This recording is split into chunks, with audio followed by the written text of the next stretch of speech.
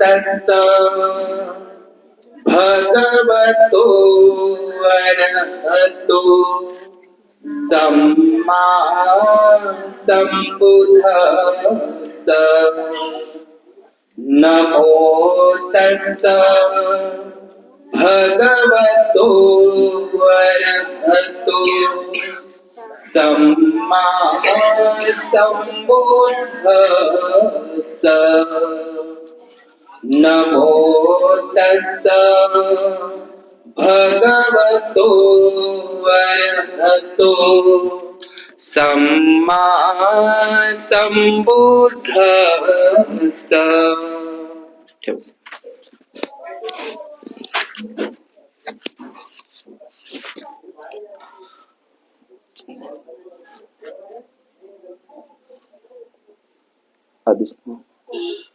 विश्व शांतीदूत. सर्वांनी डोळे उघडायचे आहे. खाली हात ठेवा. सकत्वा बुद्ध रत्नं औषधं उत्तमं वरं सकत्वा धम्म रत्नं औषधं उत्तमं वरं सकत्वा संघ रत्नं औषधं उत्तमं वरं. बुद्धरत्न, धम्मरत्न आणि संघरत्न, बुद्धाचे 9, धम्माचे 6 आणि संघाचे 9, हे जे 24ही गुण आहे ती रत्नाच्या ठाई ठिकाणी बुद्ध, धम्म आणि संघ हे या जगातील उत्तम प्रकारचे औषध आहे. उत्तम प्रकारचे औषध आहे. बुद्धरत्न, धम्मरत्न आणि संघरत्न हेच खरे 3 रत्न म्हणजे खऱ्या अर्थानं भारत रत्न. या बुद्ध रत्नामुळे, या धम्मरत्नामुळे आणि या संघरत्नामुळे, या 3 रत्नामुळे जगात भारताची ओळख आहे किंवा ओळख निर्माण झालेली आहे. बुद्ध, धम्म आणि संघ हे जे 3 रत्न आहे, या 3 रत्नाची, रत्न समजलं तुम्हाला? रत्न समजलं ना? रत्न ते चमकणार असतं, जसं डायमंड, कोहिनूर, हिरा म्हणतो आपण, आहे का नाही? तर बुद्ध रत्नाची, धम्म रत्नाची आणि संघ रत्नाची जगामध्ये बराबरी केली जात नाही आणि पुढे जाऊन केली जाणारही नाही. तुम्ही वंदनेमध्ये नेहमी म्हणत असतात, नथी मे शरणं अय्यं बुद्धो मे शरणं. अय्यं, अय्यं शब्द आहे तो. पालीमध्ये अय्यं म्हणतात, संस्कारित मध्ये त्याला अन्य. लक्षात घ्या काय शब्द आहे तो. नथी मे शरणं अय्यं. नथी म्हणजे काय? नाही. बुद्धाशिवाय माझं अन्य कुठलंही शरणस्थान नाही. समजलं तुम्हाला इथपर्यंत? ठीक आहे ना? बुद्धाशिवाय माझं अन्य कुठलंही शरणस्थान नाही. बुद्धाच्या धम्माशिवाय माझं अन्य कुठलंही शरणस्थान नाही आणि बुद्धाच्या संघाशिवाय माझं अन्य कुठलंही शरणस्थान नाही. याचा अर्थ इतका मस्त होते, बुद्धाला सोडून, बुद्धाच्या धम्माला सोडून आणि बुद्धाच्या संघाला सोडून मी इतर कोणाचंही शरण ग्रहण करणार नाही. तुम्ही म्हणता फक्त. डॉक्टर बाबासाहेब आंबेडकरांना 6 डिसेंबर 1956 ला त्यांचं महाप्रयाण, महापरिनिर्वाण, महापरिनिब्बाण होऊन डॉक्टर बाबासाहेब आंबेडकरांच्या महापरिनिब्बाणाला, महाप्रयाण दिनाला 69 वर्ष पूर्ण झाले. किती झाले इकडे लक्ष द्यायचं आहे. किती वर्ष? 69 वर्ष.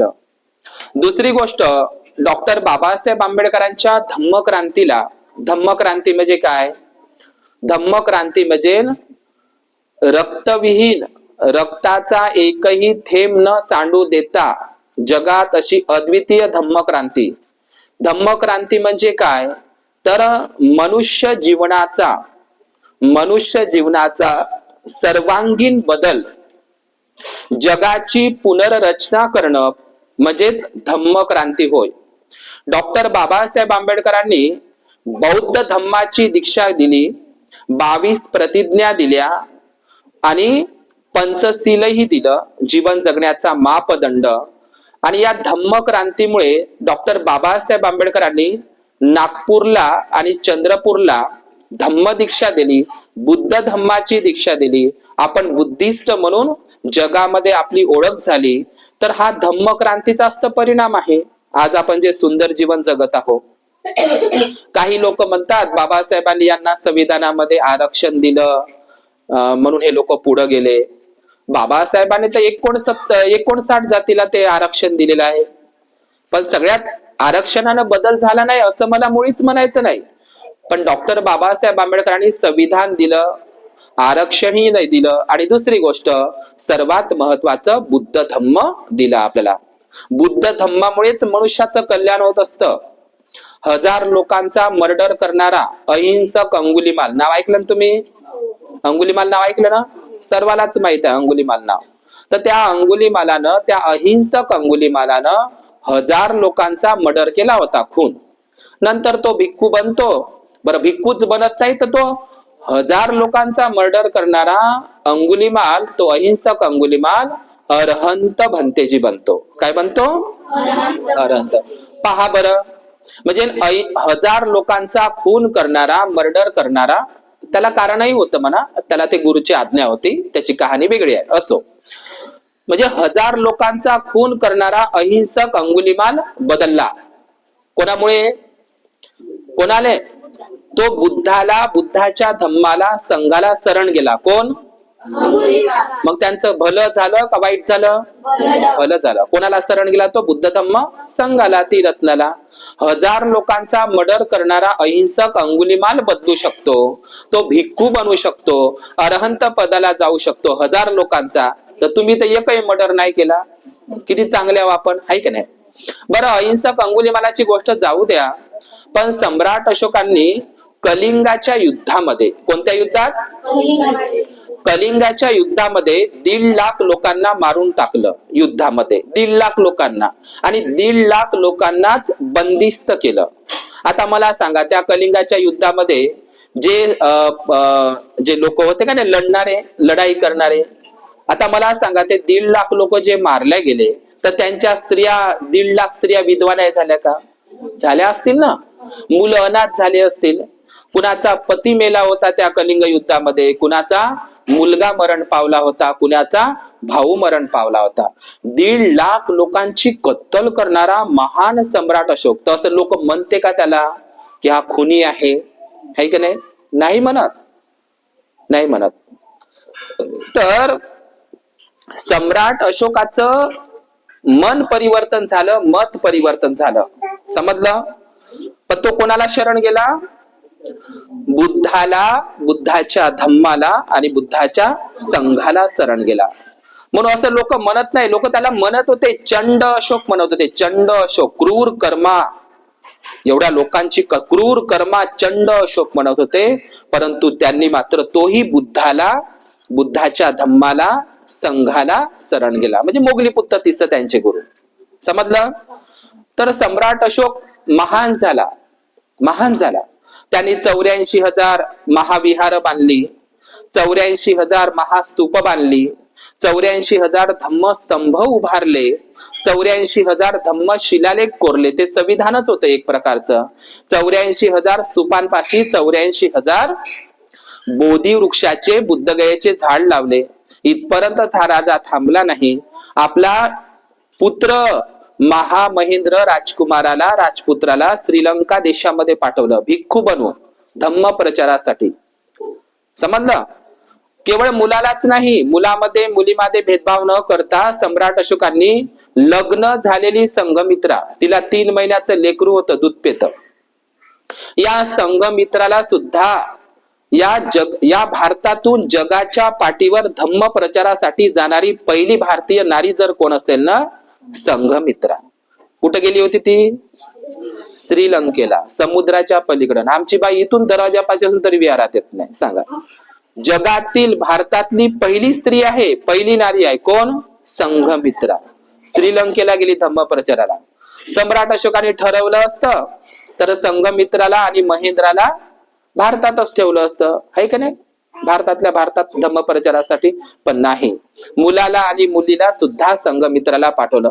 तर हा चंड अशोक धम्मा अशोक बनू शकतो, महान बनू शकतो, है का नाही? तर आपण का नाही बनू शकत? अंगुलिमालाचं तर उदाहरण मी तुम्हाला सांगितलंच.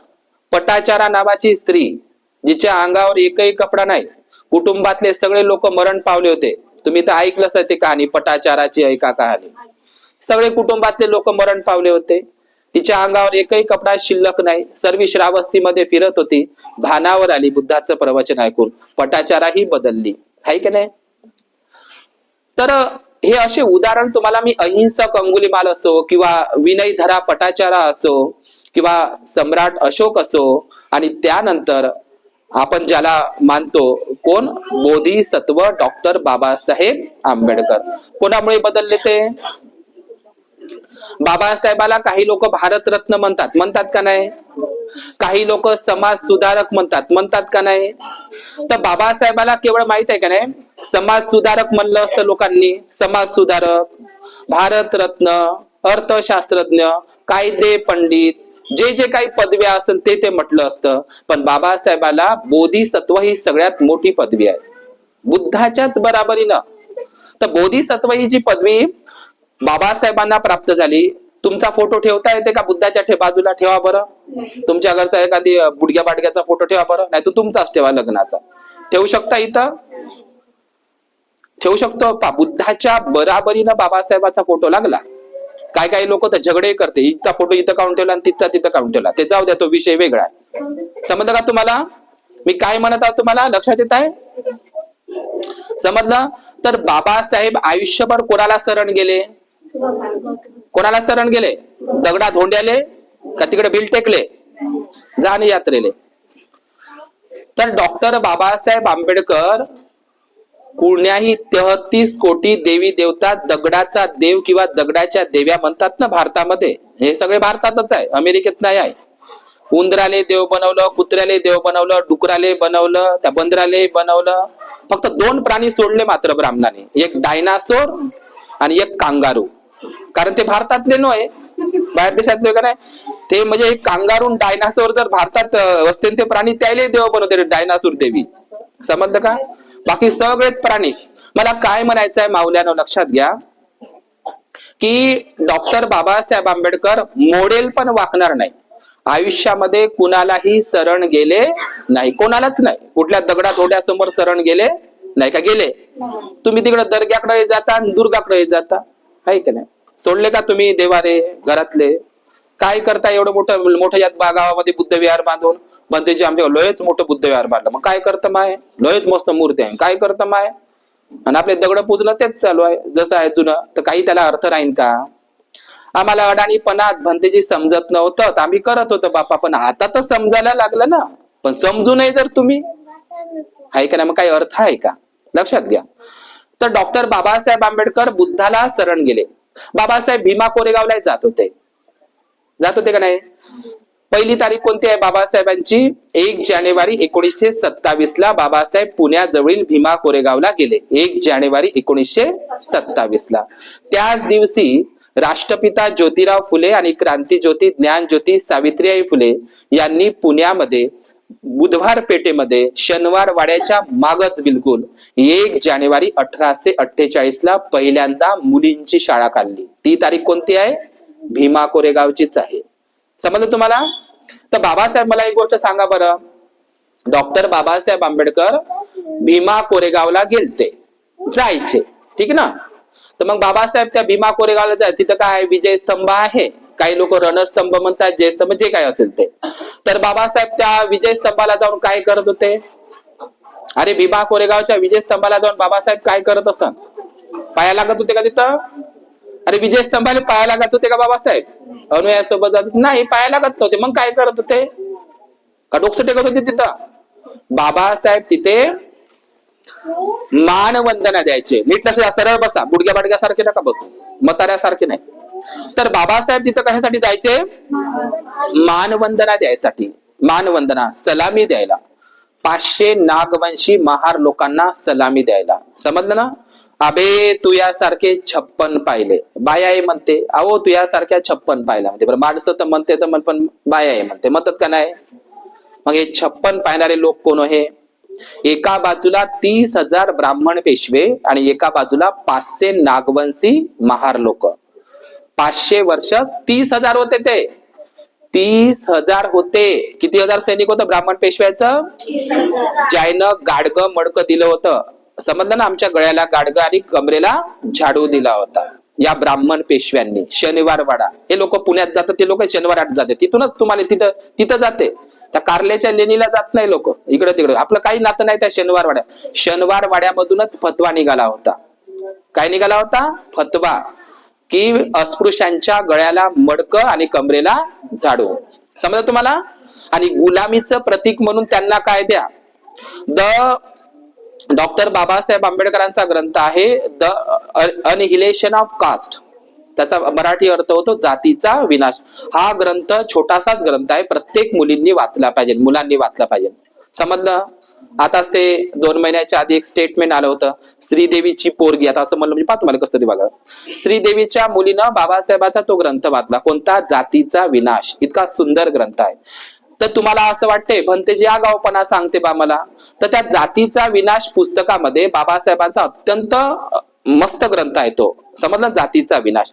त्या ग्रंथामध्ये बाबासाहेबांनी हा उल्लेख केलाय, मी माझ्या हातचा नाही सांगत तुम्हाला, की पुण्याच्या ब्राह्मण पेशव्यांनी भारतात म्हणा काय दिलं? गुलामीचं प्रतीक म्हणून अस्पृश्यांना, शूद्रांना, अस्पृश्यांना काळे धागे दोरे गुलामीचं प्रतीक दिलं. समजलं? गळ्यातलं गाडगं 1 गुलामीचं प्रतीक, कमरेचा झाडू 2 गुलामीचं प्रतीक. मग आता गाडगं मडकं तर सोडलं तुम्ही, पण ब्राह्मणांनी मनुस्मृतीनं दिलेले ते काळे धागे दोरे सोडले का? जलमल्या बरोबरच घालते, हाय का नाही? दोन्ही म्हणजे गळ्यामध्ये काळा धागा. समजलं? मी माझ्या हातचं सांगत आहोत तुम्हाला. बाबासाहेबांनी जातीचा विनाश या ग्रंथामध्ये तुम्ही वाचा, ते लागत तर माझ्यापाशी आहे ठेवून. त्याच्यामध्ये उल्लेख केलाय. तुम्ही साध्या साध्या गोष्टी नका समजू याला. बाबासाहेब म्हणतात गुलामीचं प्रतीक आहे ते, मनुस्मृतीनं तुम्हाला दिलेलं आहे ते बंधन. कोणतं? गळ्यातही काळा धागा, दोन्ही पायातही काळे धागे आणि हातातही धागे, आणि पुन्हा अजून लाल धागे, पुन्हा अजून राखीचे धागे, पुन्हा पांढरा आहे धागा. सांगा. आणि पुन्हा ताबीज आहे अजून, पुन्हा तो अवधूत बाबाचा लाल धागा डिटी टोकीचा. ज्याले मराचं भेव लागते ना, तेच बाय इकडे तिकडे अंधश्रद्धेकडे जाते. समजलं का? देवदेव करते, इकडे जाऊ दे तिकडे. कुंकडच गेल्याने बरं होत नाही. तुमचे चांगले कर्म ठेवा. समजलं का? तुम्ही विहारात जात नाही, बुद्धाचं काही करत नाही, अष्टशील काही धरत नाही, पंचशील काही पाळत नाही, विहारात जात नाही, तर तुमचं काय चांगलं होणार आहे? 9 वाजेपर्यंत झोपून राहतात बाया, काय घर पुढे जाणार आहे का नाही? सकाळी उठलं पाहिजे. समजलं तुम्हाला? आलं का लक्षात तुम्हाला? तर हे गुलामीचं प्रतीक आपण सोडलं पाहिजे. समजलं तुम्हाला? तर आज या ठिकाणी माझा विषय म्हणून मी तो विषय सांगतो तुम्हाला, भीमा कोरेगावचा, आणि थांबतो. तर विश्ववंदनीय महान कारुणिक तथागत बुद्ध, देवानंद प्रियदर्शी महान सम्राट अशोक मौर्य, बोधिसत्व, विश्वरत्न, द सिम्बॉल ऑफ नॉलेज, जग बदलणारा बाप माणूस डॉक्टर बाबासाहेब आंबेडकर या 3ही महामानवांना तिवार अभिवादन करून आज या पाथरगाव या छोट्याशा गावामध्ये, पाथरगावच आहे ना, पाथरगाव तालुका चांदूर रेल्वे जिल्हा अमरावती. तर या चांदूर रेल्वे जिल्हा अमरावती येथील हे पाथरगाव, या पाथरगाव मधल्या श्रद्धाशील उपासिका, आयुष्यमती उपासिका सुनीताई गवई व आयुष्यमान उपासक विजयजी गवई, जे माझ्यासोबत बुद्धगयाला आले. एक तर माणूस तिकडे दुसऱ्या ट्रेन मध्ये बसा दुसरीकडे जाऊन पोहोचला होता. असो, हेच वय तेवाले. तर माझ्यासोबत बुद्धगयाला आले आणि या पाथरगाव येथील सर्व श्रद्धाशील बौद्ध उपासक आणि उपासिकांना सविनय मी मंगलाची कामना करतो आणि माझ्या धम्मदेशनेला सुरुवात करतो. तर डॉक्टर बाबासाहेब आंबेडकर, मी जो विषय तुम्हाला सांगत आहो, अमरावती. आपण कुठे आहो? अमरावतीला आहो. मी अमरावतीचं नाव जुनं अमरावती नव्हतं, याला वराड म्हणायचे लोक. काय म्हणायचे? 25 एप्रिल 1954 बाबासाहेब अमरावतीला 2दा येऊन गेले. 4 मे 1936 ला आणि त्याच्या अगोदर एकदा, मला ती तारीख नेमकी आठवत नाही. डॉक्टर बाबासाहेब आंबेडकर अमरावतीच्या बाबासाहेबांच्या 2 भेटी आहे. मला वाटते ते जून महिन्यामध्ये आहे ती तारीख. तर बाबासाहेबांच्या भेटी किती झाल्या अमरावतीला? 2 भेटी झाल्या. किती झाल्या? 2 भेटी झाल्या. तर एक तारीख आहे बाबासाहेब जेव्हा वर्धेवरून अमरावतीला आले.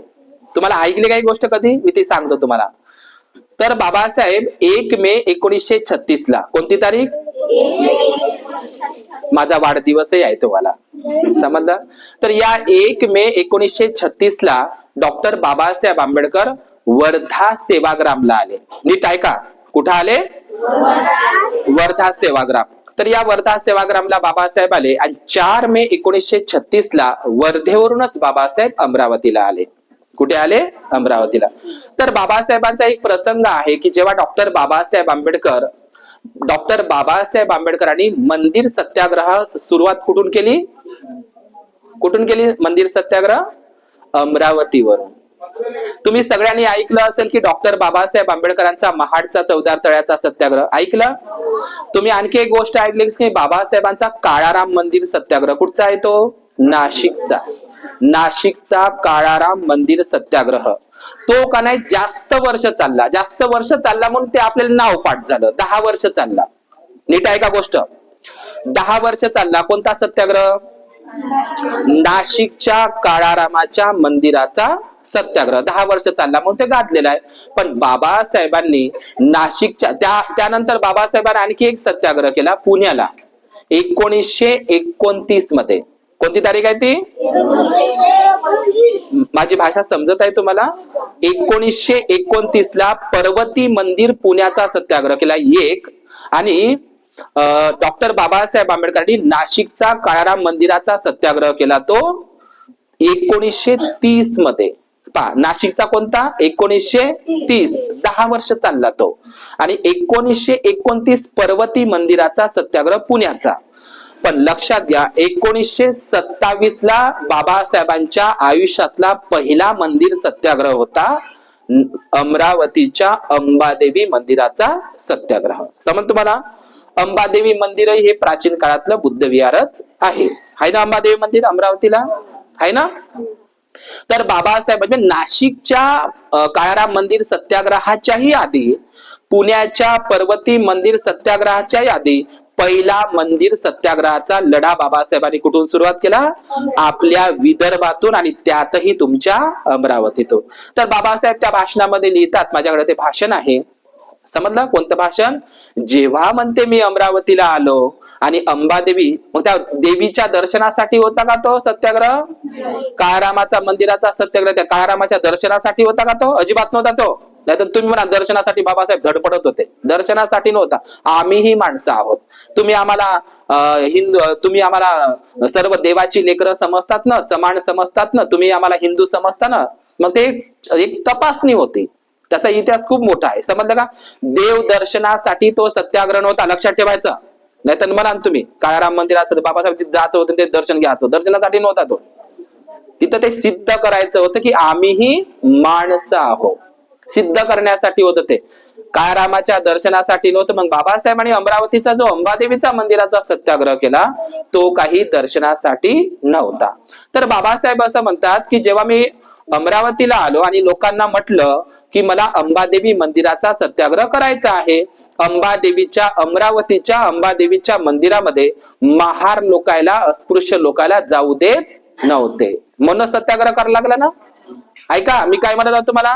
बाबासाहेबाला अमरावतीला अंबादेवीच्या त्या देवीच्या मंदिरामध्ये सत्याग्रह करण्याची का गरज पडली? तर काही गरज पडली म्हणजे कोणती गरज? अंबादेवीच्या मंदिरामध्ये अस्पृश्य लोकांना, महार लोकांना, गोंड गोवारी, मातंग लोकांना, चांभार लोकांना दूर ठेवत आला.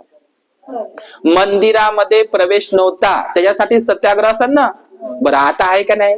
आता आहे का नाही प्रवेश तुम्हाला? गोंडगोवारी जातात का नाही? त्याले मंदिरात येऊ देत नव्हते.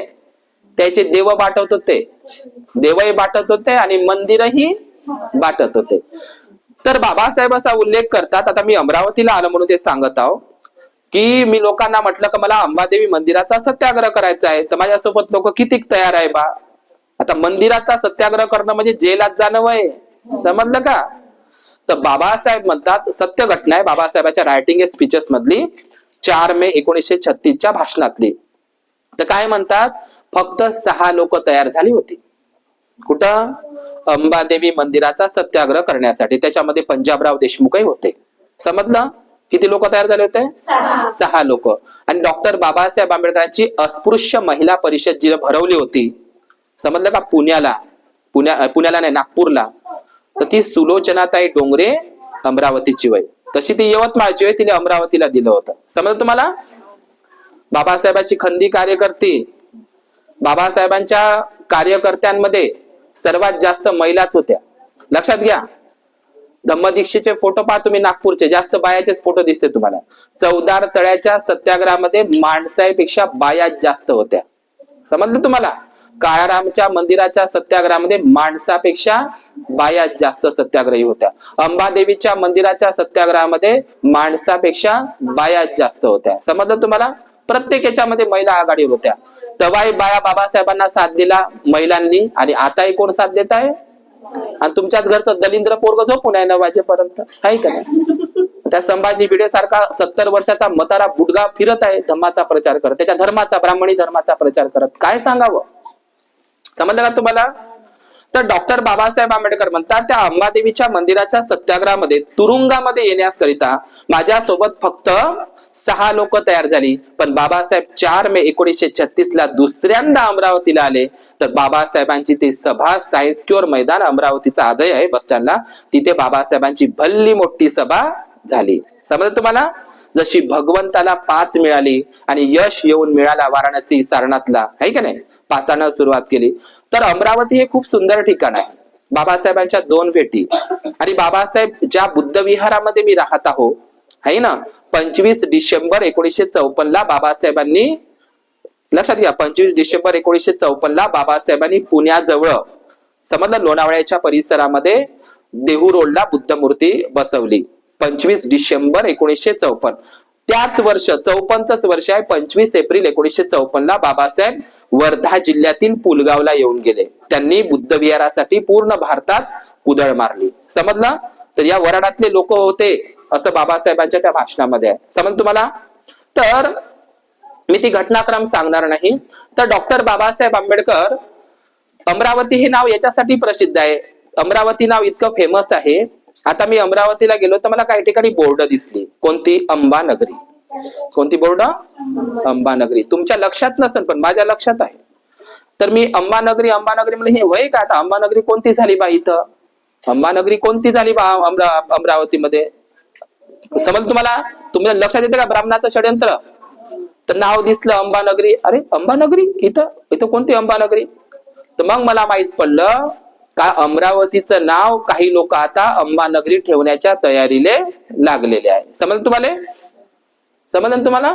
अमरावतीचं नाव बदलवाचं, जिल्हा आहे नाही हो अमरावती, अमरावतीचं नाव बदलवाचं म्हणजे जिल्हा अमरावती आहे विदर्भातला, तर हे अमरावती नाव खतम करायचं आणि अमरावती नाव खतम करून जिल्हा अंबानगरी असं ठेवण्याच्या तयारीला त्यांचे षडयंत्र चालू आहे. कोणतं? अमरावती नाव बदलून टाकायचं, नाव कोणतं ठेवायचं? अंबानगरी. जिल्हा अंबानगरी, अंबादेवीवरून. समज तुम्हाला? तर अंबानगरी नाव ते का ठेवत आहे लक्षात घ्या. तुम्हाला षड्यंत्र ओळखायला येत नाही. अमरावती नाव त्यांना का बदलवायचं आहे? आता ते चाहूल झाले, बदललं नाही पण ते त्यांच्या ते चालू झालं, ते थोडं चाहूल, थोडं नाही का ते प्रचारित, अंबानगरी. ते काही ब्राह्मण लोक ते प्रचार करून राहिले अमरावतीमध्ये, अंबानगरी. आता अमरावती विसरून जा ना, अंबानगरी ठेवा. तर अमरावती नाव का ते बदलवत आहे लक्षात घ्या. अमरावती नाव याकरिता बदलवत आहे, अमरावती नाव बुद्धिस्ट नाव आहे. काय नाव आहे? तुम्ही नालंदा नाव ऐकलं का? नालंदा विद्यापीठ जुनं. नालंदा, तक्षशिला, विक्रमशिला, वल्लभी, औदंतपुरी, सोमपुरी, मोगलमारी. तर भारतामध्ये नालंदा, तक्षशिला, विक्रमशिला सारखे बौद्ध विद्यापीठ होते. नालंदा हे एक बौद्ध विद्यापीठ, तक्षशिला हे एक बौद्ध विद्यापीठ आणि विक्रमशिला हे बौद्ध विद्यापीठ, वल्लभी हे एक बौद्ध विद्यापीठ होतं. अमरावती नावाचंही प्राचीन बौद्ध विद्यापीठ होतं. जिल्हा नव्हता तो. काय होतं? नालंदा सारखंच प्राचीन बौद्ध विद्यापीठाचं नाव अमरावती होतं. कोणाचं नाव होतं? मी कोणाचा इतिहास सांगत आहोत तुम्हाला? अमरावती शब्दाचा.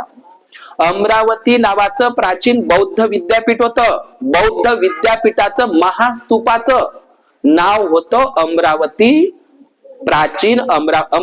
प्राचीन बौद्ध विद्यापीठ असं नाव होतं. समजलं? आता कुठं आहे अमरावती? ते आहे आंध्र प्रदेशमध्ये विजयवाड्याला लागून. समजलं तुम्हाला? विजयवाड्याला लागून अमरावतीला सातवाहन राजांनी आणि सम्राट अशोकांनी, सातवाहन राजांनी, आज जर ताजमहाल फिका असता, ताजमहाल फिका असता, त्याच्यासमोर संगमरवरी दगडाचा सातवाहनाने इतका सुंदर कलाकुसर करून, शिल्पकार्य करून पांढऱ्या संगमरमरी दगडाचा महास्तूप बनवला होता. आजही त्याचे दगड, पांढरे शुभ्र दगड त्या अमरावतीला आजही पडून आहे. तिथं महास्तूप आहे त्या कृष्णा गोदावरी नदीच्या काठी. समजलं तुम्हाला? समजलं? ताजमहाल पण तो ब्राह्मणांनी पाळला. नालंदा विद्यापीठ ब्राह्मणांनीच जाळलं. आमचे 90 लाख पुस्तकं त्यांनी नालंदा बुद्ध विद्यापीठामध्ये जाळले. 6 महिने जळत राहिले ते. समजले ते का तुम्हाला? आजच्या घडीला ताजमहाल फिका असता, ताजमहालाकडे कोण पाहिलं नसतं. एवढा सुंदर, जगामध्ये सगळ्यात सुंदर स्तूप बांधला होता. स्तूप तर लय बांधले होते, सातवाहन राजांनी लेण्या खोदल्या होत्या, पण पांढऱ्या शुभ्र दगडाचा इतका बारीक कलाकुसर तुम्ही पाहायला जा ना तिथं अमरावतीला. असे पांढरे शुभ्र दगड, बुद्धाच्या मूर्त्या, इतका सुंदर पांढरा शुभ्र ताजमहाल फिका पडेल असा सुंदर महास्तूप सातवाहन सम्राट राजांनी बांधला होता. तो पाडून टाकला. समजलं का? तर त्याच्यासाठी फेमस होतं अमरावती. समजलं तुम्हाला? दीपंकर बुद्धाची असं मानतात, दीपंकर बुद्धांची ती जन्मस्थान आहे अमरावती. कुठं आहे ते आता अमरावती ठिकाण? आंध्र प्रदेशमध्ये आहे. कुठं आहे? आंध्र प्रदेशमध्ये अमरावती. आता मला सांगा, आपल्या गावामध्ये जर तुम्ही नवीन विहार बांधलं तर त्याचे काही लोक नाव ठेवते का नाही? नालंदा विहार, वैशाली बुद्ध विहार, महाप असं ठेवतात ना नाव. तर अमरावती प्राचीन बौद्ध विद्यापीठ एवढं फेमस होतं पूर्ण जम्बूद्वीप भारतामध्ये. ऐकून घ्या, अमरावती बौद्ध विद्यापीठ आणि अमरावती नावाचा महास्तूप आंध्र प्रदेशातला एवढा जम्बूद्वीपामध्ये पूर्ण भारतामध्ये प्रसिद्ध होता की आपल्या महाराष्ट्रामध्ये अमरावती नावाचा जिल्हाच तयार झाला. समजलं तुम्हाला? अमरावती हे नाव बुद्धिस्ट आहे, ते बदललं नाही पाहिजे. पण काही लोक अमरावती नाव हे बौद्ध धर्माशी संबंधित आहे, ते बदलण्याचा काही लोक प्रयत्न करत आहे. अमरावतीचं नाव बदललं पाहिजे आणि अंबानगरी ठेवलं पाहिजे. समजलं तुम्हाला? मी इथं आलं म्हणून तुम्हाला सांगतो. आणि या अमरावतीमध्ये जिल्ह्यामध्ये येत असताना सगळ्यात महत्वाचं ठिकाण, सम्राट अशोकांनी आणि सातवाहन राजांनी आणखी एक दुसरा स्तूप उभारला होता, तो म्हणजे कौंडण्यपूरला. समजलं तुम्हाला? जसे लोक पंढरपूरला जातात का नाही, जातात ना वारीले, तसेच लोक कौंडण्यपूरला येतात ना. इथं आहे ना कौंडण्यपूर. त्या कौंडण्यपूरच्या ठिकाणी सम्राट अशोकाचा स्तूप आहे. तिथं विटा लागलेल्या आहे. भगवान बुद्धांचा पहिला अरंत भिक्खू कौंडिन्य भिक्खू त्या ठिकाणी येऊन गेलेले आहे. भगवान बुद्धांचा पहिला शिष्य कोण आहे? भिक्खू कौंडिन्य भिक्खू आहे. भगवान बुद्धाचा पहिला शिष्य भिक्खू कोण आहे? अरहत कौंडिन्य, अज्ञात कौंडिन्य म्हणतात त्याला. त्यांनी वर्षावास केलाय, ते आलेले आहे तिथं. कुठं? कौंडिन्यपूरला. तिथं सम्राट अशोकांनी बुद्धाच्या स्तूपाच्या विटा आहे, तिथं खोदून नाही राहिले ते लोक. समजलं का? तिथं सगळं लागलेलं आहे, स्तूप, विटा वगैरे. तिथं स्तूप होता. जिथं जिथं बुद्धाचं आहे तिथं तिथं त्याने आपल्या तीर्थयात्रा चालू केल्या. समजलं तुम्हाला? ते बिलटेकडीची काय, नागटेकडी म्हणजे काय, नाग लोक व्हायचे आहे का नाही? ते दिल टाकून अंधश्रद्धेच्याच मागे लागलो आपण, आहे का नाही? मी ते जाणार नाही, ते सांगणार नाही. मी आज अमरावती जिल्ह्यामध्ये आलो म्हणून मी ते सांगत आहोत. हे कौंडण्यपूर कौंडिन्य अरहत भिक्खूंचं स्थळ आहे. हे अमरावती ठिकाण चांगल्या चांगल्या लोकांना जेवढं समजत नाही ना, ते गाडगे बाबाला समजलं. काय समजलं? अरे देवळात देव नसते, पुजाऱ्याचं पोट असते. समजलं? गाडगे बाबा एकही दिवस शाळेत गेले नाही तुमच्या अमरावतीचे, आहे का? एकही दिवस शाळेत गेले नाही. पण गाडगे बाबाला जे समजलं ना, ते कोणाला समजलं नाही. आपण कुठेही दगडाधोंड्यासमोर शरण जातो. समजलं तुम्हाला? लक्षात तुम्हाला? गाडगे बाबा एकही वर्ग शिकले नाही, पण त्यांच्या नावाचं आपल्या अमरावतीला विद्यापीठ आहे. कोणतं? कर्मयोगी संत गाडगे बाबा अमरावती विद्यापीठ. अरे एकही वर्ग शिकला नाही, गाडगे बाबा शाळेची पायरी होणार नाही, पण त्याच्या नावाचं विद्यापीठ आहे अमरावतीला. आहे ना? किती मोठी कमालीची गोष्ट आहे. जो माणूस एकही दिवस त्याच्या म्हणजे शाळेत गेला नाही, पण अच्छा लोकांना म्हणजे बाबासाहेबांसारखे लोक गाडगे बाबांचं प्रबोधन ऐकायचे, ते अंधश्रद्धेतून काढायचे. आमचे लोक इकडे काही लाखनवाडीकडे चालले, गुन्हा लावला चुना, काही इकडे अवधूतकडे चालले, कापर जळाले. इकडे ते बुद्धाचं करणं होत नाही, मग काय विहार बांधलं बाप्पा? गुन्हारे गुन्हा लावला चुना, असं जर बोललं काय काय बालतो असं वाटते का बुद्ध बुद्ध बाजूला राहिला तर चालते, पण काहूनच बोलला म्हणते त्याचा पिशारच घेऊ दे, आहे का नाही? मग आपले लोक सुधारले का सांगा? मग बुद्धविहार बांधून काही अर्थ आहे का? आणि मूळ मूर्ती आणून काही अर्थ आहे का? तुम्हाला जुनेच पूजाचे आहे तर मग बांधूच नका ना विहार. समजलं का तुम्हाला? मला सांगा, तुम्हाला जर नदी पार करायची असेल, नदी पार करायची आहे आणि नदी पार कर एका डोंग्यामध्ये एक पाय दुसऱ्या डोंग्यामध्ये एक पाय ठेवून जाण का तुम्ही? मग एवढे चांगले 33 कोटी देवी देवता होते, एवढे बुवा बाबा टाबा चाबा चांगले होते, तर बाबासाहेबांनी काय बौद्ध धर्माची दीक्षा दिली? 21 वर्ष सर्व धर्माचा अभ्यास केला ना. मला सांगा, आपल्या लोकांनी देव दगड पुजले का नाही? पुजले ना. 56च्या आधी नागपूरला धम्म दीक्षा द्यायच्या अगोदर आपल्या लोकांनी देव पुजले असेल का नाही? काही नाही काहीतरी दगड धोंडे कोणतं ना, खेकसाई मेकसाई मरीमाय खंडोबा वगैरे काही असंच ना. मला सांगा, पुजले असेल का नाही? तुम्हाला माझी गोष्ट लक्षात येत आहे का? 56च्या आधी नागपूरला बुद्ध धम्माची दीक्षा देण्याच्या अगोदर आपल्या पिढ्यातल्या लोकांनी, ऐका, आपल्या पिढ्यातल्या लोक असू नका, आपल्या पिढ्यातल्या लोकांनी काही ना काहीतरी पुजले असेल का नाही? पुजले असेल का नाही? मला उत्तर द्या. पुजले असेल ना. मग मला सांगा, 33 कोटी मधला एक तरी माईचा लाल आणि एक तरी देवी का एक तरी देव धावला का 33 कोटीचा? आली का त्याला कदर? आपल्याला पाणी भेटत नव्हते, त्या पनवेलच्या नाक्याला बाबासाहेबाला पाणी पिवलं नाही, तो सोनबा येवले घेऊन आला. समजलं का तुम्हाला? मग जेव्हा आम्हाला अन्न भेटत नव्हतं, कपडे भेटत नव्हते, आम्हाला पाण्याला हात लावू दिलं जात नव्हतं, आमच्या गळ्याला मडकं होतं, कमरेला झाडू होते, आम्हाला खायला भेटत नव्हतं, उष्ट अन्न उष्ट्या कपड्यावर आम्ही जगत होतो, तर त्या 33 कोटी मधल्या एकाही देवीले एकाही देवाले आपली कदर आली का? आली का दया? आल्या का कीव? 33 मधला एक तरी धावला का? बरं, एक तरी धावली का? एक तरी पावली का? मग केलं ना आपल्या लोकांनी, ते करून पाहिलं ना, करून पाहिलं, मग पुन्हा करायचं आहे का ते? अरे आमच्या लोकांनी ते केलं, आमच्या पिढ्या पूर्ण बर्बाद झाल्या का नाही? आमच्या पूर्ण पिढ्या काय झाल्या? बर्बाद झाल्या. पण एकही माईचा लाल धावला नाही आणि एकही माईचा लाल पावला नाही. म्हणून मी तुम्हाला सांगितलं की बाबासाहेबाला पहिल्यांदा सत्याग्रह अमरावती विदर्भामध्येच करावा लागला. अंबादेवीच्या मंदिरामध्ये येऊ देत नव्हते म्हणूनच करावा लागला ना. पण आता मात्र धम्मदीक्षा घेतल्याच्या नंतर आता येऊ देते का ते लोक? आता येऊ देते का नाही? पण आता तुम्हाला काठीनं, आता असं म्हणलं तर चांगलं वाटणार नाही, तुम्हाला लातीनही मारलं पाहिजे त्याला. समजलं का? लातीनं मारत होते ते काळाराम मंदिराच्या सत्याग्रह. 10 वर्ष तुम्हाला मंदिरात येऊ दिलं नाही. काळाराम मंदिराच्या किती वर्ष? बरं, काऊन नाही येऊ दिलं? काऊन नाही येऊ दिलं? तुम्ही जर अस्पृश्य लोक आमच्या मंदिरात आले तर आमचं मंदिरही वाटते आणि मंदिरातले देवही वाटते. पण आता त्याले आता ते तुम्हाला येऊ देते, आता तुम्हाला प्रत्येक मंदिरामध्ये येऊ देते. तुम्ही काय म्हणता? आता काही राहिलं नाही, आता काही राहिलं. अरे शरीराचा विटाळ गेला, मनातला विटाळ कायमच आहे. आहे ना? म्हणून आहे ना, हत्या झालीच ना, हत्या झाली, तुम्ही ऐकलं ते? हत्या झाली ना, देते का तुम्हाला पोरी? देते का? नाही ना. फक्त शरीराचा विटाळ गेला, मनातला विटाळ कायमच आहे. दुसरी गोष्ट, शारीरिक गुलामी गेली. शारीरिक गुलामी म्हणजे कोणती? गळ्यातलं मडकं गेलं आणि कमरेचा झाडू गेला. पण मानसिक गुलामी लादणं चालूच आहे आपल्या. समजलं तुम्हाला? काहीच बदललं नाही. आता म्हणजे बदललं काहीच नाही. त्याने फक्त नियम बदलवले आहे. लक्षात ठेवा. आलं का लक्षात तुम्हाला? तर बाबासाहेबांनी तो सत्याग्रह केला, तर आता त्यांना असं वाटते ते लोक काऊन मंदिरात येऊ देते, आता काऊन तुमची छुआछूत वगैरे करत नाही. शरीराचा धक्का चालते आता, पण मनात तेच आहे. मनात तेच आहे. संविधान बदलवणं, हे महाबोधी महावीर वगैरे ते सगळं तुम्हाला माहितच आहे. मला काय म्हणायचं माऊल्यानं, जाता मी ते सांगतो थांबतो, की शरीराचा विटाळ गेला पण मनाचा विटाळ कायमच आहे. जातीचं जहर ते अजूनही त्यांच्या डोक्यामध्ये भिनलेलंच आहे. ठीक ना? तर मला काय म्हणायचं आहे की डॉक्टर बाबासाहेब आंबेडकरांनी आपल्याला बौद्ध धम्माची दीक्षा दिल्याच्या नंतर आपण ह्या सर्व गोष्टी सोडायला पाहिजे का नाही? का नुसत्या 6 डिसेंबरला मेणबत्त्याच लावता आणि बाबासाहेबांनी 14 एप्रिल नुसतं खुशच करणं चालू आहे, हार टाकलं मेणबत्ती झालं का झालं? हाय का नाही? मग बाबासाहेबांनी सांगितलेल्या साध्या ज्या रूढी प्रथा परंपरा आपण सोडायला पाहिजे, पण सोडायला तयार नाही आहे. तर आता ते लोक येऊ देते तुम्हाला मंदिरात? येऊ देते का नाही? कारण काय आहे लक्षात घ्या.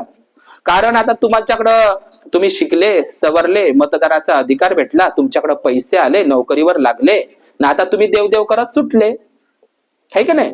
आता तुम्हाला ते मंदिरामध्ये येऊ देतात. त्याचं कारणही आहे, कारण या लोकांना एकेकाळच्या महार लोकांना, बोलू नका, एकेकाळच्या महार अस्पृश्य लोकांना, बोलू नका, एकेकाळच्या अस्पृश्य महार, बाबा उठू नका तुम्ही, डिस्टर्ब नका करू मला. एकेकाळच्या अस्पृश्य महार लोकांना, समजलं तुम्हाला काय म्हणतात आम्ही? एकेकाळच्या अस्पृश्य महार लोकांना मंदिरामुळे, मंदिरात गेल्यानं मंदिर विटाळत होतं, देव विटाळत होते, पण आता विटाळत नाही. मग आता तुम्हाला मंदिरात केव्हापासून येणं देऊन चालू केलं त्यानं? केव्हापासून?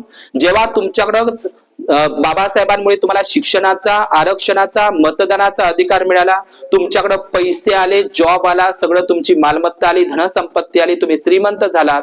समजलं? आणि एवढंच नाही, डॉक्टर बाबासाहेब आंबेडकरांनी तुम्हाला नागपूरला बुद्ध धम्माची दीक्षा दिली. आता हे बाबासाहेब आंबेडकरांनी या महार लोकांना, जे आमची सेवा चाकरी करत होते, या मालक जी मालक म्हणत होते, आमच्या माग हुजरीगिरी करत होते, समजलं का? उष्ट्या अन्नावर आणि फेकलेल्या उष्ट्या कपड्यावर जगत होते, या लोकायला डॉक्टर बाबासाहेब आंबेडकरांनी नागपूरला बुद्ध धम्माची दीक्षा दिली.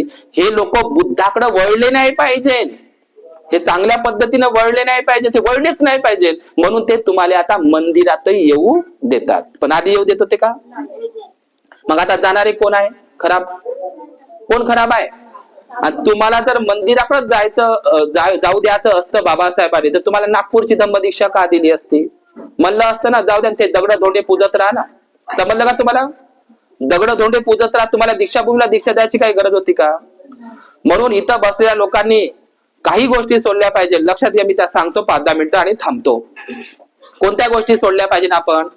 डॉक्टर बाबासाहेब आंबेडकर म्हणतात, घरात खंडोबा आणि बाहेर बुद्ध चालणार नाही. काही काही लोक नौटंकी करतात, घरातल्या समोरच्या रूम मध्ये गौतम बुद्धाची मूर्ती बसवतात, गौतम बुद्धाचा फोटो, बाबासाहेबाचा फोटो, आणि चुलीपाशी मस्त देवार भरलेला आहे, आणि ते गाणं वाजवतात, साऱ्या जगामध्ये कुठं बी जाईन माझ्या भीमाचा दरारा हाय, असं आहे ते गाणं.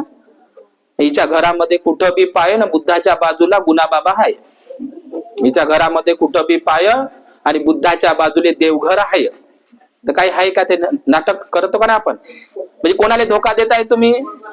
बुद्धाच्या बाजूला उघडे नागडे मग तुम्हाला बाबासाहेबांनी बौद्ध धर्माची दीक्षा दिली नसते ना, दगडधोंडेच पूजायला लावले असते ना. म्हणलं आहे तुम्हाला का बाबासाहेब भीमा कोरेगावला जात होते का, पाया लागायला जात होते का सलामी द्यायला? सलामी द्यायला. तर बौद्धांनी काही गोष्टी सोडल्या पाहिजे. बौद्धांची काही आचारसंहिता आहे, पहिली आचारसंहिता आहे, बाबासाहेबांनी सांगितले आहे, आपण ब्राह्मणी सण सोडले पाहिजे. काय सोडले पाहिजे? ब्राह्मणी सण. इथं बसले, आता तुझं नाव काय? पल्लवी बसून आहे. मी तिला जर साध्या सोप्यामध्ये असं विचारलं की भारतातला नाही तर जगातला कुठलाही मुस्लिम माणूस हिंदूंची दिवाळी, दसरा, गुढीपाडवा, होळी, रक्षाबंधन हे सण साजरे करताना दिसतो का? उत्तर काय आहे? जगातला सांगतो आम्ही मुस्लिम, भारतातला तर सोडाच, पण जगातल्या मुस्लिम हिंदूंची दिवाळी, दसरा, होळी, रक्षाबंधन, रंग लावणं हे हिंदूंचे सण साजरे करताना मुसलमान दिसतो का तुम्हाला? दिसतो? थोडा विचार करा एक मिनिट बरं. जगातला कुठला तरी ख्रिश्चन धर्माला मानणारा व्यक्ती हिंदूंची दिवाळी, दसरा, पोळा, होळी, गुढीपाडवा, रक्षाबंधन, राखी, रंग लावणं साजरे करताना दिसतो का? मग जगातला ख्रिश्चन हिंदूंचे सण साजरे करत नाही, जगातला मुस्लिम हिंदूंचे सण साजरे करत नाही, बौद्धांनी का करावे ते? आमचा काय संबंध राहिला? आम्ही हिंदू आहो का? आम्ही बुद्धिस्ट झालो ना. मग बौद्धांचे सण कोणते आहे खरे? कोणते खरे सण आहे? मुसलमान सुधरून राहिले, पण आम्ही सुद्धा. बौद्धांचे खरे सण आहे 12 महिन्याच्या 12 पौर्णिमा. का त्याच्या पलीकडे आहे? आणि जेवढे काही सण आहे ते प्रतिक्रांतीच्या रूपात आहे. दिवाळीच्या दिवशी आम्ही किती वेळा सांगते, भंतेजी महामोगलाईत भंतेची हत्या केली. आपले खरे सण 12 महिन्याच्या 12 पौर्णिमा, त्याच्या पलीकडे आपले कोणतेच सण नाही. आपल्या घरी ना दिवाळी, ना होळी, ना गुढीपाडवा, ना रक्षाबंधन. समजलं का तुम्हाला? काही रक्षा नाही करत ना कोण काही नाही करत. करते का? कोण रक्षा करत आहे भारतातल्या प्रत्येक नागरिकाची? बाबासाहेबांचं संविधान. कोण रक्षा करत आहे? बाबासाहेबांचं संविधान. आणि बुद्धाचं पंचशील माणसाचं रक्षण करते. अत्तदीप हवं. समजलं तुम्हाला? आलं का लक्षात तुम्हाला? तर ते दिल टाकून आपण दुसऱ्याच्या मागं लागलो, आहे का नाही? तर भाऊ म्हणते बहिणीची रक्षा करते रक्षाबंधनला. लक्षात घ्या. मला सांगा, रक्षाबंधन नावाचा सण कुठे आहे भारत सोडून? जगाच्या पाठीवर कुठे आहे? नाव दाखवा. अमेरिकात, आफ्रिकेत? रक्षाबंधन नावाचा सण फक्त आणि फक्त भारतातच आहे. समजलं? आणि तो हिंदू धर्मात आहे आणि ब्राह्मणांनी तो सुरू केलंय. मी काय म्हणत आहे तुम्हाला लक्षात येत आहे? तुम्हाला मी बारीक सांगतो गोष्ट. रक्षाबंधन नावाचा सण फक्त आणि फक्त भारतातच आहे. आता मला सांगा, रक्षाबंधन नावाचा सण फक्त भारतातच आहे, तर बाहेर देशातल्या मुलीचं रक्षण कोण करते? बाहेर देशातली गोष्ट सांगत आम्ही, तिथं तर रक्षाबंधन नाही. रक्षाबंधन सण कायचा आहे? भाऊ का नाही बहिणीचं रक्षण करते, असंच आहे का नाही ते? पण एक गोष्ट लक्षात घ्या, जगाचा आकडा आहे, भारतातला आकडा आहे. भारतातला ज्या देशामध्ये भाऊ का नाही बहिणीचं रक्षण करण्याची शपथ घेते आणि बहिणीकडून राखी बांधून घेते, त्याच भारतामध्ये सर्वाधिक महिलांवर मुलींवर बलात्काराचा आकडा आहे. सर्वात जास्त महिलांवर स्त्रियांवर अत्याचार बलात्कार कुठं होते? सर्वात जास्त बलात्काराचा आकडा कुठं आहे? भारतातच. मग भारतातच रक्षाबंधन आहे तर भारतात कमी असायला पाहिजे, कारण प्रत्येक लोक राखी बांधले का भाऊ बन मानते, तर पवित्र नातं, पवित्र रिश्ता. समजलं का तुम्हाला? मी कोणाचा आकडा सांगा तुम्हाला, सगळ्यात जास्त बलात्कार कुठं होते? भारतातच. तर कमी असायला पाहिजे.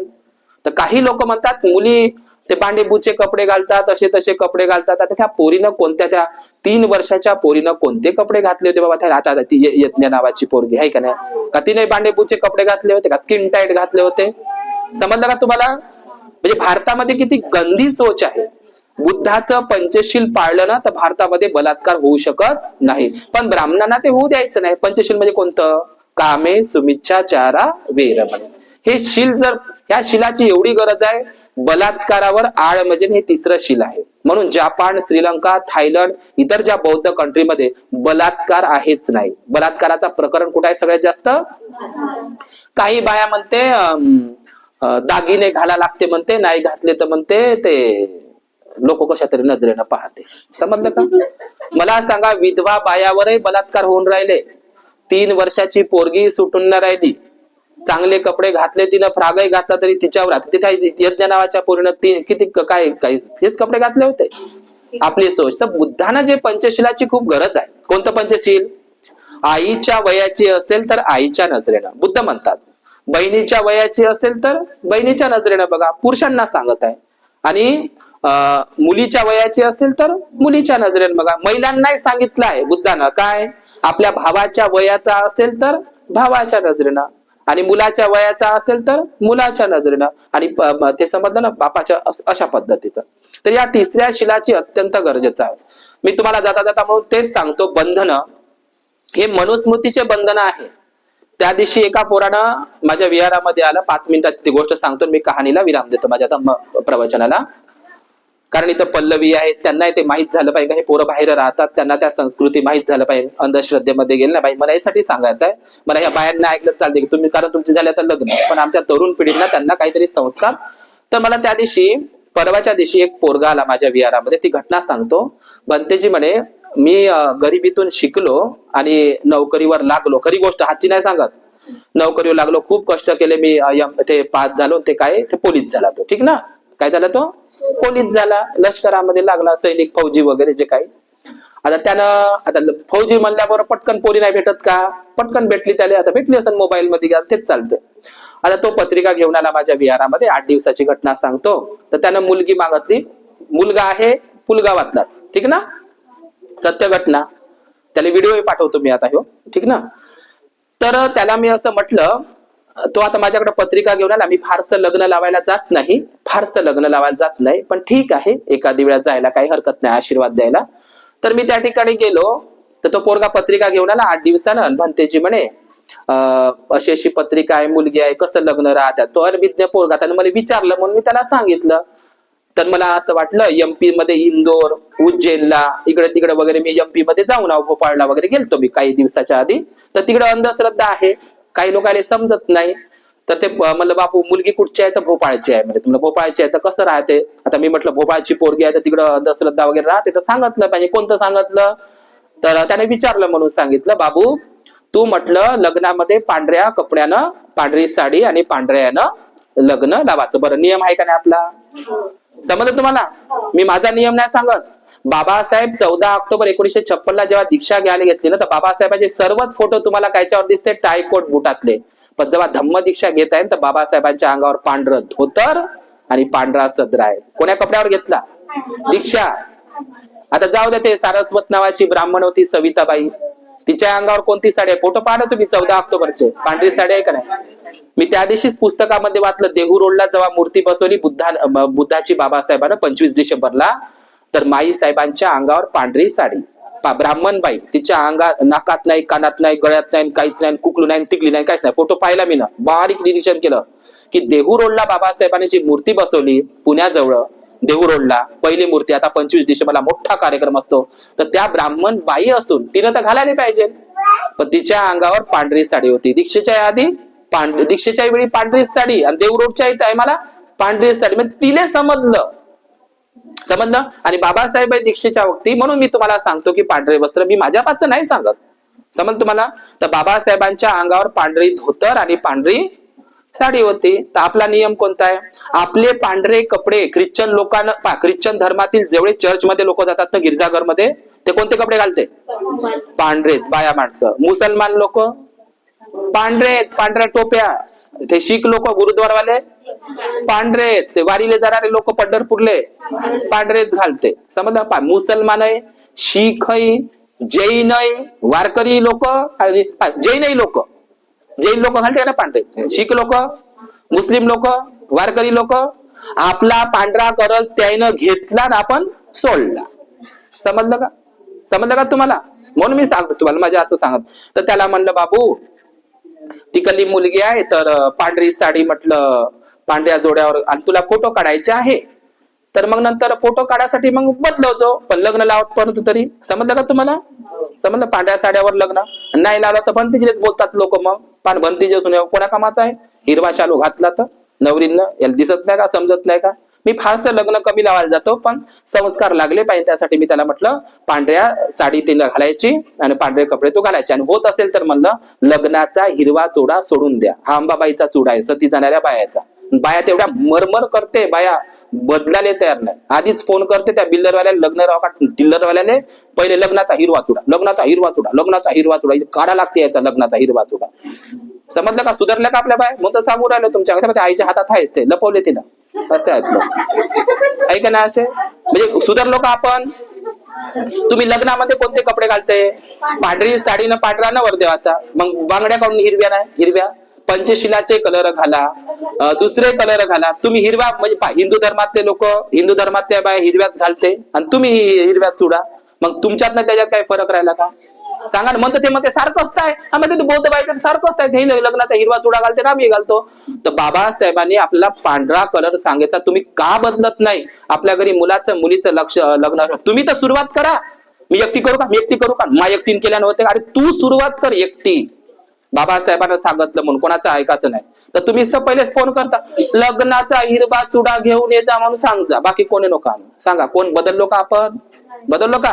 ह्या हिरवा चौडा आणि हिरवा शालू, आणि इतक्या बाया नाचते 14 एप्रिल भीमा सोन्यानं भरली ओटी. सोन्यानं ओटी भरली तर काय ओटी भरायला चालली तिकडे देवीची? सोनं म्हणजे काय? सोन्यासारखा बुद्ध तुमच्या ओटीत टाकला बाबासाहेबांनी, समजलं का? मग तुमच्या 7व्या महिन्याच्या ओट्या भरणं चालू आहे का नाही? मग गाणं कोणतं आहे? तुम्ही 14 एप्रिल नाचता, बरोबर आहे का नाही? मी बोलून राहील तुम्हाला, कोणतं गाणं आहे ते? भीमानं माय सोन्यानं भरली ओटी. आता भीमानं तुझ्या सोन्यानं ओटी भरली म्हणजे सोनं टाकलं का तुमच्या ओटीत? बाबासाहेबांनी नागपूरला तुम्हाला दीक्षाभूमीवर बुद्ध धम्म दिला. हा बुद्ध, हा वाला बुद्ध आणि हा बुद्धाचा धम्म तुमच्या ओटीत टाकला, म्हणून बुद्धाला सोनं म्हटलंय.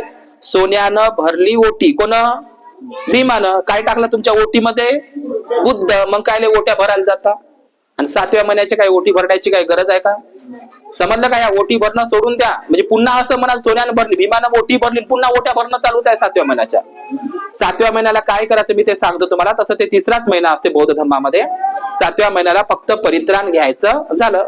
तुम्ही परित्राण घेता, पांढऱ्या साडीवरच बसवायचं मुलीला, जे काय करायचं आहे तुम्हाला ते. पण ते बंगईवर बसवणं, तिले शालू घालणं, हिरव्या बांगड्या, हा मोठं ज्यात कुकू भांगामध्ये अंबाबाई बनवणं, आणि पुन्हा तिची ओटी भरणं. मग झालं का? बदललं का? मला सांगा. 7वा महिना हिंदू धर्मात आहे का नाही? करते ना हिंदू धर्मातल्या बाया, आणि बौद्ध बाया करतात. काही बाई पोरी तर फोटोही काढते. तर त्याला मी काय माहितीये का काय म्हटलं, बाबू तू पांढरी साडी घालायला सांगजो, भोपाळची आहे तर, आणि होत असेल तर म्हणलं पाय बा, जबरदस्त नाही करत, पण नवरीला बा पांढऱ्याच बांगड्या घालायला लागत, सोन्याच्या करून दे लागत तर, पगार आहे तर, ठीक ना?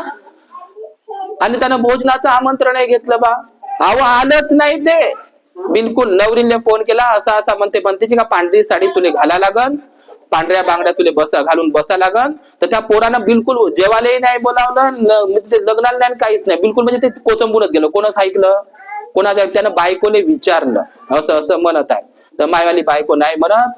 तर मग त्यानं उद्या जर त्याच्या बायकोनं म्हणलं का आपलं लग्न झालं, आपण जोड्यानं आता देवीच्या दर्शनाला जाऊ, तर जाजो मग तू सांगा. पण मग आपल्या आता या अडाणी लोकांचं सोडून द्या, पण शिकलेल्या मुलीनं आणि शिकलेल्या मुलांनी त्या गोष्टीतून बाहेर पडलं पाहिजे, अंधश्रद्धेतून. अजिबात नवरीनं नवरदेवाच्या पाया लागू नये. हे सगळे मनुस्मृतीचे बंधन आहे.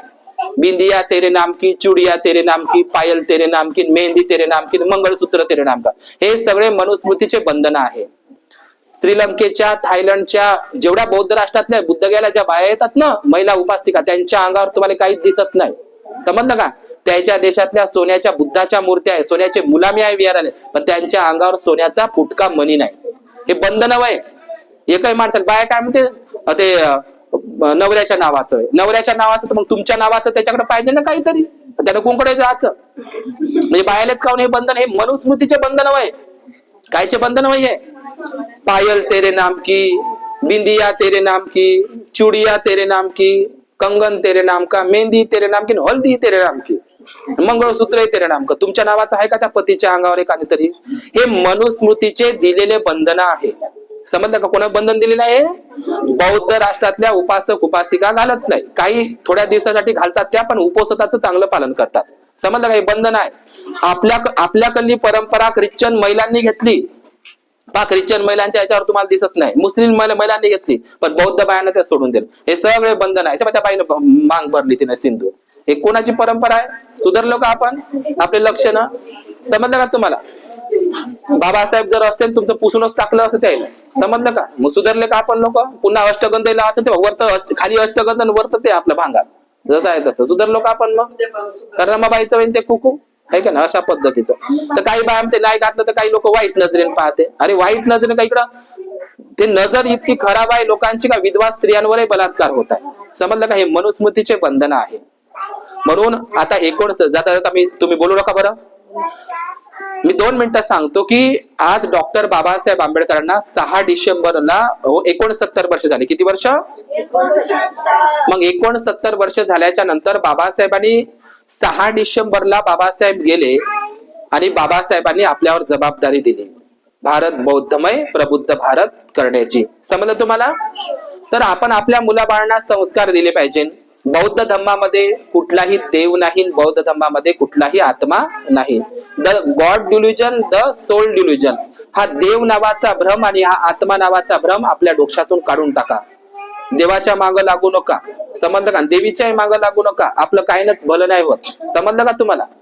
ज्या लोकाले, ज्या बाईले, ज्या माणसाले मराचं भेव लागते तेच लोक देवाकडे जाते. इकडे जाऊ दे, अवधूतकडे जाऊ दे, गुणाकडे जाऊ दे, तिकडे भिलटेकले जाऊ दे, कुठंच गेल्यानं आपलं भलं नाही होत. बुद्धाकडे गेल्यानंच भलं होत असते. बाबासाहेबाचं भलं झालं नाही झालं असं तर सांगा, कोणाकडे भलं झालं जाऊन? का बाबासाहेब दगड धोड्याकडे गेले? मग तुम्हाला कुंकड जायला सांगितलं? बुद्धाकडे जा म्हणते का कुंकड जा म्हणते इकडे भिलटेकडं? मग तुम्ही भटकता का नाही इकडे तिकडं? आहे का नाही? भटक पवाण्यासारखं असं बोललं तुम्हाला राग येईल मला. एवढा चांगला बुद्ध दिला बुद्ध सोडून महाबोधी महावीर कोणाच्या कब्जात आहे? ब्राह्मणाच्या कब्जात आहे का नाही? आणि बाबासाहेबाचं संविधान बदलवायचं म्हणते ब्राह्मण, तुम्हाला आवडन का? बाबासाहेबाचं संविधान जर बदललं तर पुन्हा संविधान लिहिणारा एकच जन्माला येणार नाही. आणि संविधान जर बदललं तर पहिल्यांदा तुम्हीच गुलाम होणार आहे आणि पुन्हा नवीन मनुस्मृती येणार आहे.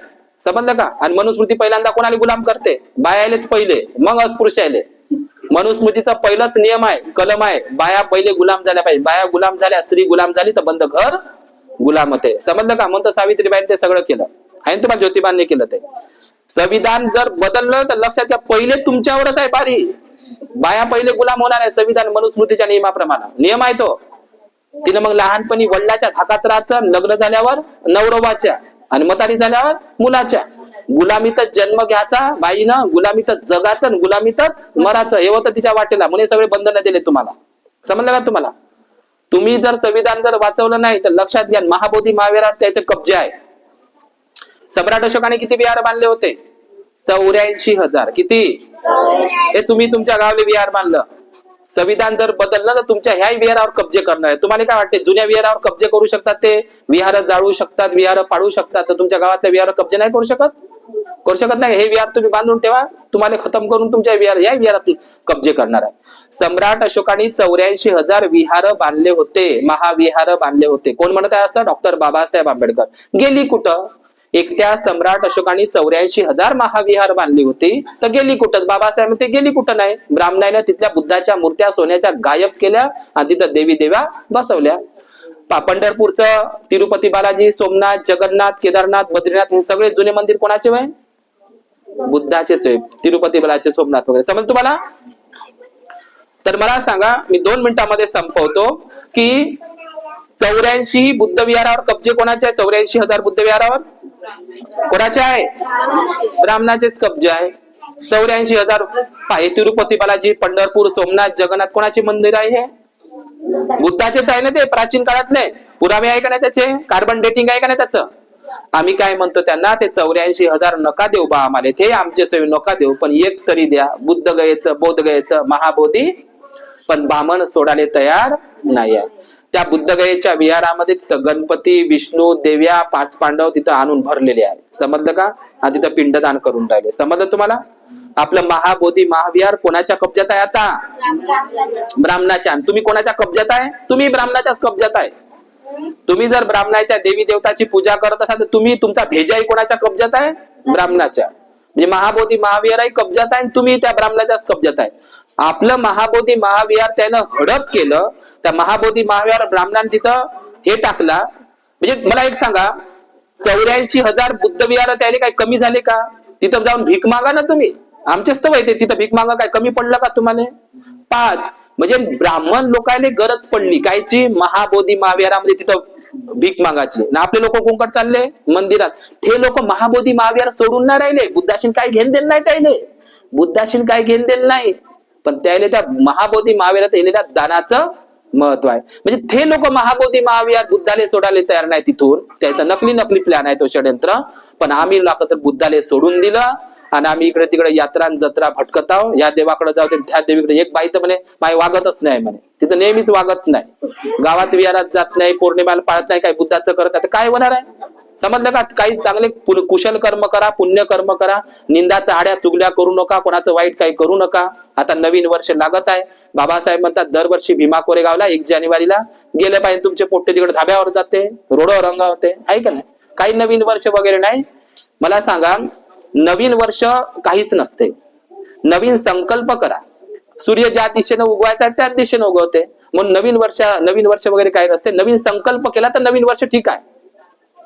2025 मध्ये एखादी बाई भांडली आणि 2026 मध्ये जर ते कुर्रा धरून असेल तर ते आली का नवीन वर्षात?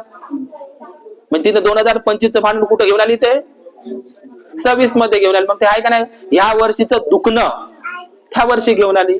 म्हणजे 2025 मध्ये तुले पाहून घेतो आणि तुले पाहून घेतो आणि तुले पाहून घेतो आणि 2026 मध्ये तुले पुन्हा पाहून घेतो, आहे का नाही? म्हणजे 2025चं भांडण 2026 मध्ये जर तुम्ही घेऊन येत असाल तर तुम्ही नवीन वर्षामध्ये आहे का? तर या वर्षीचं दुखणं त्या नवीन वर्षामध्ये तरी आणू नका. सम्यक संकल्प करा.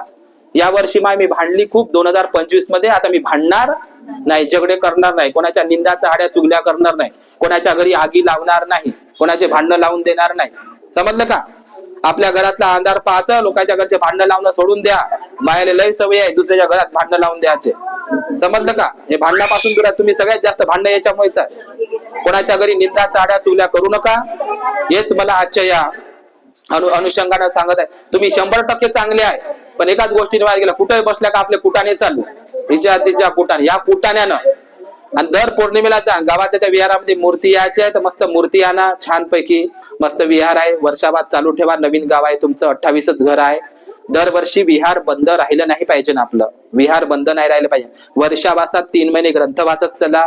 आपल्या विहारामध्ये प्रत्येक पौर्णिमेला वंदनेला जात चला. नाही सकाळी तर संध्याकाळी जा. तुम्ही संध्याकाळी बुद्धाच्या वंदनेला गेले नाही का तुमच्या घर कधीच पुढे जात नाही. त्याच्या घरामध्ये खेव सारं दुखणं आहे. इकडे बिमार तिकडे बिमार, त्याच्या घरात काही पैसे येत नाही, काय नाही, सब बाजार राहते. जे लोक बुद्धाचं काहीच करत नाही त्याचं सगळं दुखणंच राहते.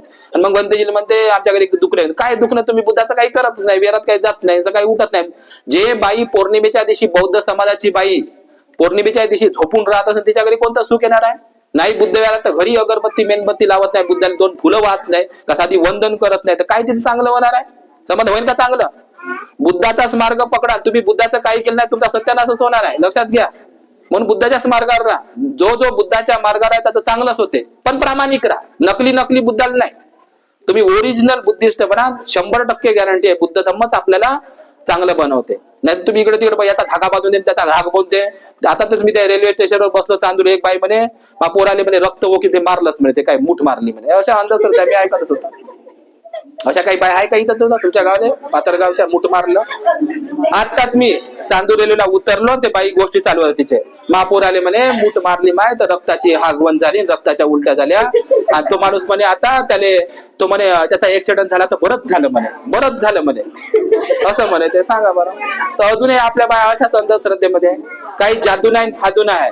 जादू जर असती तर एवढे मोठे डेपो निघाले असते का? डेपो काढले असते काय मोदीनं वगैरे? बंदुका बांबोळे बनायचे. बामणायले म्हणलं असतं तिथं होम करा, चायनाच्या बॉर्डरवर पाकिस्तानच्या माणूस एक लिंबू फेकून मारा. कायले बंदुकानं बॉम्ब मारायची गरज होती? बामणायलेच बसवलं असतं, पोत्याने लिंबू दिले असते आणि तिथे एक फेकून मारा पाकिस्तानच्या सैनिकाले. का बांबगोळे देण्यापेक्षा, तलवारी देण्यापेक्षा, बंदुका देण्यापेक्षा लिंबू दिले असते ना हळद लावून तिथं. सगळं ते नाटक आहे, ब्राह्मणाने सगळं भुलवलं आहे. तुम्हाला काही जादू नाही, टोना नाही, काहीच नाही. तुमच्या नजरेत सारं भूत आहे. ते मला तुम्हीच भूतावर आहे. तुमच्या घरात भूत आहे, सगळे तुमच्या डोक्यातच भूत आहे. आणि ते घरातले ते देवदेव तेच खरे भूत. ज्यानं बुद्धाच्या बाजूने बाबासाहेबाच्या बाजूने दगड थोडे देवादेवी बसले बुवा बाबा, तेच खरे घरे भूत आहे. तेच घरे भूत आहे का या घरात भूत? खरे भूत कोणते? हेच बुद्धाच्या बाजूला तुम्ही देवधर्म पूजधान दगड थोडे, तेच खरे भूत काढा, डोक्यातले भूत काढा आणि चांगले बना. ठीक आहे. बुद्धाची वाट पकडा, धम्माची वाट पकडा, संघाची वाट पकडा. या 3 रत्नांचीच वाट पकडून आपण मंगल होणार आहे. तर आज या ठिकाणी या पाथरगाव गावामध्ये, या अमरावती जिल्ह्यामध्ये, या गवई परिवारामध्ये या ठिकाणी विजयजी गवई, आयुष्यमती सुनीताई गवई, मयुरी पल्लवी गवई आणि मनोज गवई या परिवारामध्ये या आईने आम्हाला भोजनदान दिलं. तुम्ही मला ऐकलं या कानानं नळी फुंकली सोनारे, जिकडून तिकडून गेले वारे. आम्ही ऐकतो, जशा त्याच्या घरी जाऊन तशाच होतो आम्ही. तुम्ही किती सांगा, समजलं?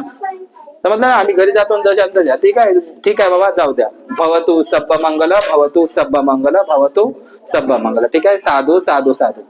अरे साधू तर म्हणा,